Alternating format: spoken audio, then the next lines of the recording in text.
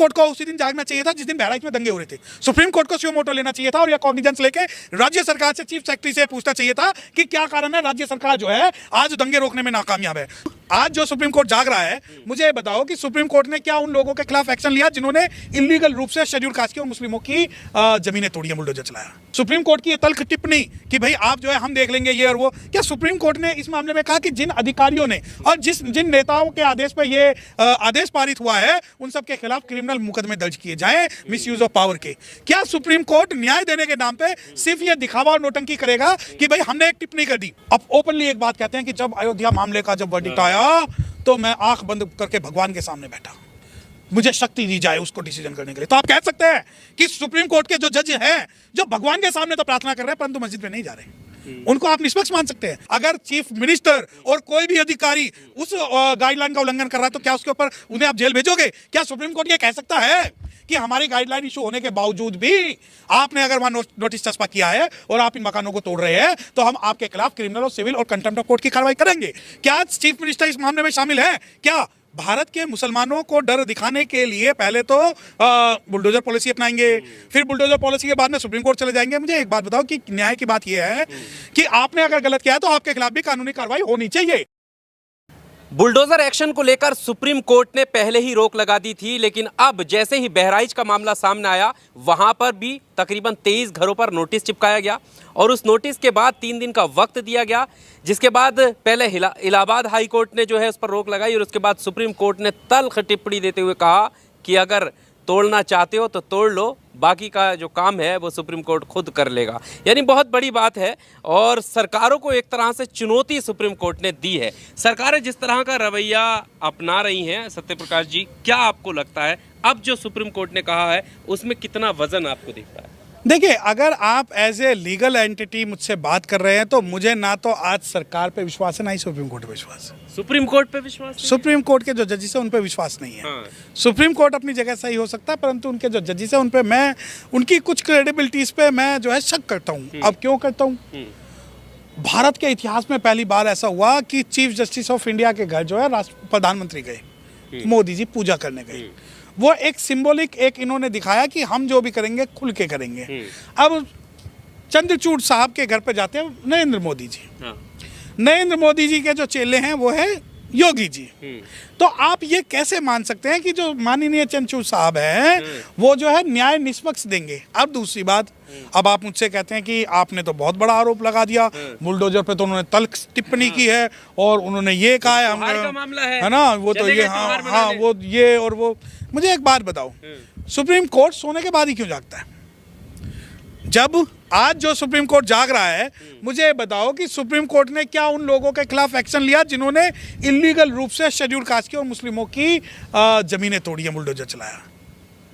क्या supreme court की ये तल्ख टिप्पणी कि भाई आप जो है हम देख लेंगे ये और वो, क्या सुप्रीम कोर्ट ने इस मामले में कहा कि जिन अधिकारियों ने और जिन नेताओं के आदेश पर ये आदेश पारित हुआ है उन सब के खिलाफ क्रिमिनल मुकदमे दर्ज किए जाएं मिसयूज ऑफ पावर के? क्या सुप्रीम कोर्ट न्याय देने के नाम पे सिर्फ ये दिखावा और नोटंकी करेगा कि भाई हमने एक टिप्पणी कर दी? आप मुझे एक बात बताएं, क्या जो भारत के अंदर पहले जो बुलडोजर चले हैं या जो एनकाउंटर हुए हैं, क्या सुप्रीम कोर्ट ने इस मामले पे कभी भी अपना रुख क्लियर किया? आज आप कहते हैं कि नहीं सुप्रीम कोर्ट ने बहुत बड़ा काम किया। सुप्रीम कोर्ट को उसी दिन जागना चाहिए था जिस दिन बहराइच में दंगे हो रहे थे। सुप्रीम कोर्ट को सुओ मोटो लेना चाहिए था और यह कॉग्निजेंस लेके राज्य सरकार से, चीफ सेक्रेटरी से पूछना चाहिए था कि क्या कारण है राज्य सरकार जो है आज दंगे रोकने में नाकामयाब है। सुप्रीम कोर्ट को तुरंत हाई कोर्ट से रिपोर्ट मंगानी थी कि क्या है इस मामले के अंदर क्या एंगल है। सुप्रीम कोर्ट, आज आप ये कहते हैं कि सुप्रीम कोर्ट ने बहुत बड़ा काम किया। देखिए, मैं व्यक्तिगत तौर पे एक बात बताता हूँ, सुप्रीम कोर्ट चाहे दिखावे के लिए कुछ भी करे परंतु जो real justice as per constitution है, सुप्रीम कोर्ट कहीं ना कहीं असमर्थ हम मानते हैं कि सुप्रीम कोर्ट जो है वो कहीं ना कहीं असमर्थ है इस मामले में। पर एज पर कॉन्स्टिट्यूशन के हिसाब से ही तो ये एक तरीके से चुनौती दी गई है कि अब जो है आप घर नहीं गिरा सकते, अगर करना चाहते हो तो करके देख लो, नहीं हम बता देंगे बाद में। देखिए, मैं यानी आप जो है कोर्ट जो है एक्शन के मूड में, देखिए कोर्ट एक्शन के मूड में है बिल्कुल। मैंने क्या कहा, मरे पीछे आप किसी को अगर पानी पिलाओगे तो कोई फायदा है?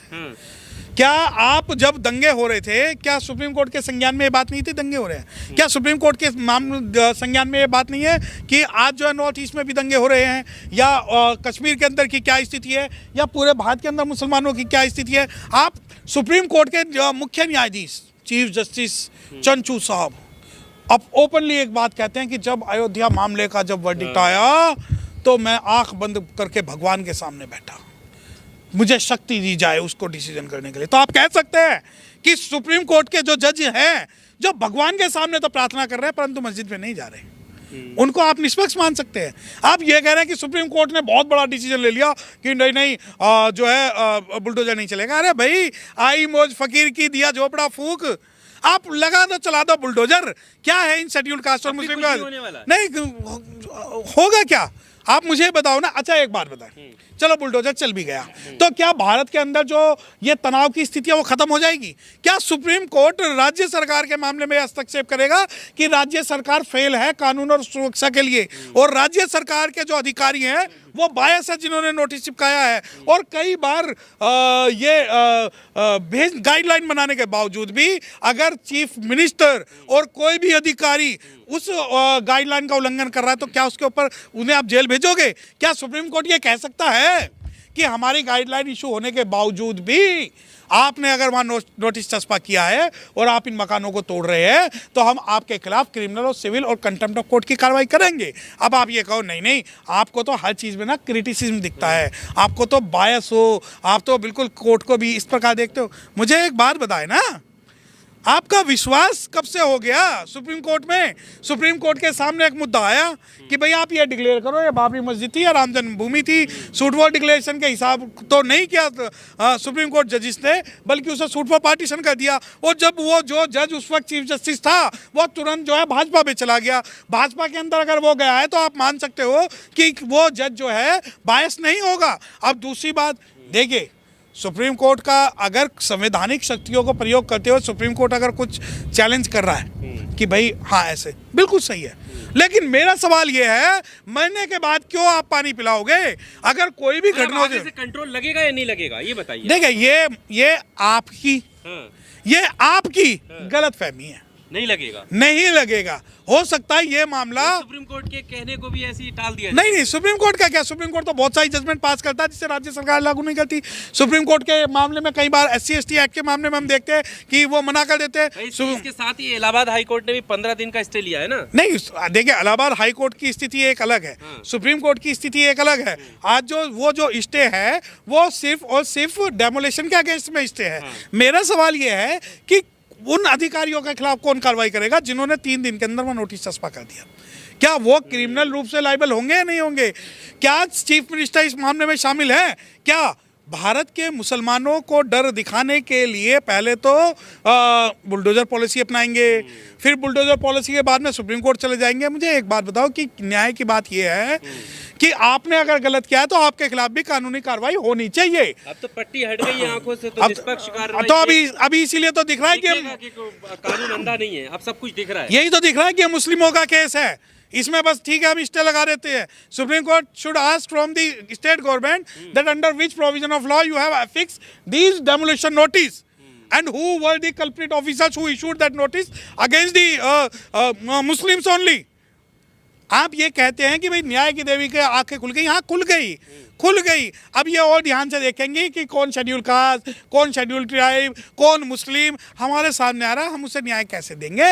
ये जो पट्टी की जो कहानी है ये चलो छोड़ दो, ये दूसरी है। परंतु यकीन मानिए कि सुप्रीम कोर्ट इतना एक्टिव नहीं है जुडिशियली और कॉन्स्टिट्यूशनली कि वो हर मामले पे कॉग्निजेंस ले सके। पर क्या वजह है सर, जिस तरह से कोई भी धार्मिक उन्माद हो या कुछ भी ऐसी स्थिति बिगड़ती है तो नोटिस चिपका दिए जाते हैं और एक वर्ग को निशाने पर लिया जाता है, चाहे वो फिर वो प्रोटेस्ट के लिए